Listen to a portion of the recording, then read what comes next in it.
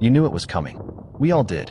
As politics focuses on the forms of politics, and the people are led to choices of free perks just for living, or work hard to get better, the result of decades of degradation of society is finally showing its head. President Trump calls that. The communists are finally making their move. I've been waiting and preparing for this for a long time. It's easy to be a communist. All you have to do is say, "I'll give you everything." But that means you're taking it away from others that have earned it. Over thousands of years, that ideology has not worked once. The game is on. Enjoy watching. President Donald J. Trump. Democrats, the ones who still remember Scoop Jackson and John F. Kennedy, are up in arms over the takeover of their party by the newly branded Democratic Socialists. Reality check. That just means communist in sheep's clothing. Republicans are still mostly just staring into the abyss wondering what's for dinner. The result of decades of banned spiritual principles, tolerance of deviance, embracing of limitless behaviors, and the general breakdown of organized society through an organized effort to destabilize the nation has fazed very few producers. But it has captivated the parasites. Parasites are motivated to prey. Human culture used to embrace and support the producers. Now, since the media are at least 90% parasites, nobody knows about the producers. Emotional reactions are ruling most of human behavior today. A parasite that is a director is a tyrant. A parasite that is a socializer is a con artist. A parasite that is a thinker is a criminal mastermind. A parasite that is a supporter is a minion. You can ignore the parasite all you want, but everything comes in two versions. Everything comes in two parts. The only thing that had kept parasites at bay in the human species has been the demand by society that integrity be present in every interaction. The lack of integrity causes fraud and theft and other crimes of the intelligent parasite. Emotional crimes and those created by reactionary parasites have always been present, but today are even more so, as humanity is slipping into reverse evolution, losing its self-awareness. The brake of reactions is missing in many people today. When the brake is missing in the parasite, all hell breaks loose. We certainly have a fraud problem today.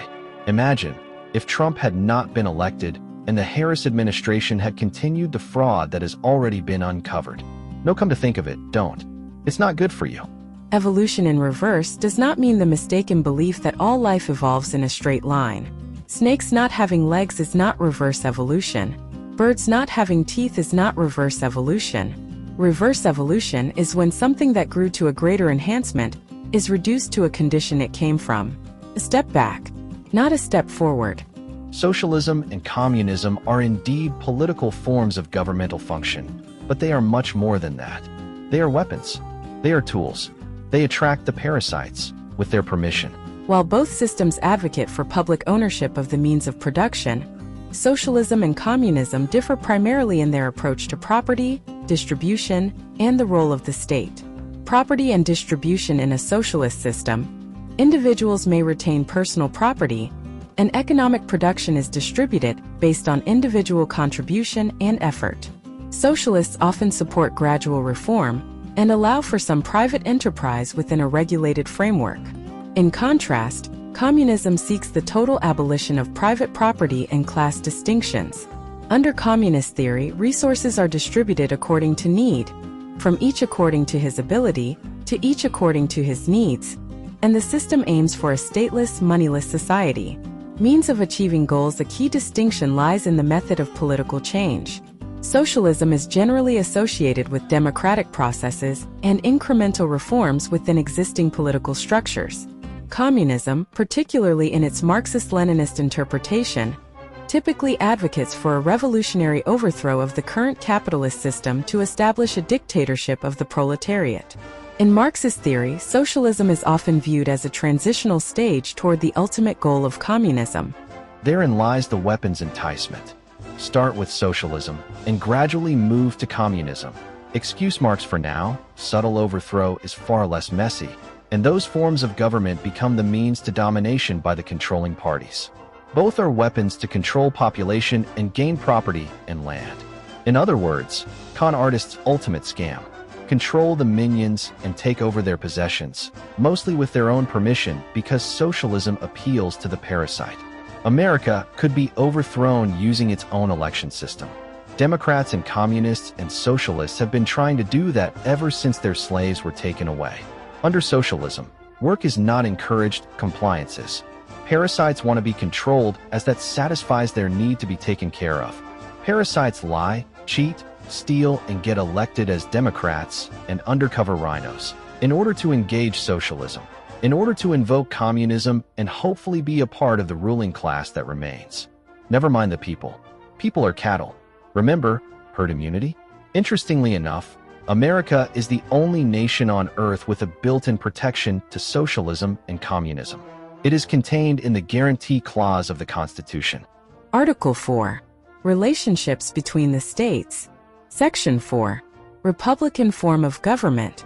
The United States shall guarantee to every state in this union a republican form of government, and shall protect each of them against invasion, and on application of the legislature or of the executive, when the legislature cannot be convened, against domestic violence. Since the very form of government is established in the Constitution, a simple federal law outlawing any other forms of government would suffice to stop the election of socialists, communists, and other con artists. Enacting of this law would protect each of the states against invasion. A simple federal law. Effective immediately upon signing of this law, no person who espouses a form of government not guaranteed by the Constitution may run for elected office, hold appointed office, be elected to elected office, or hold elected or appointed office, currently or in the future, in this republic. That law could not be held unconstitutional. It simply enforces the Guarantee Clause. If Democrats wanted to continue their ruse of democracy in this nation, that would be up to them, but they could no longer call it a democracy, as it is not, and never has been one. A solution for America. But, given the backbone of today's Republican-elected creatures, the chance of it ever becoming law is far away indeed. Republicans won't protect the vote for citizens of this nation. How could we ever expect them to protect the government from overthrow?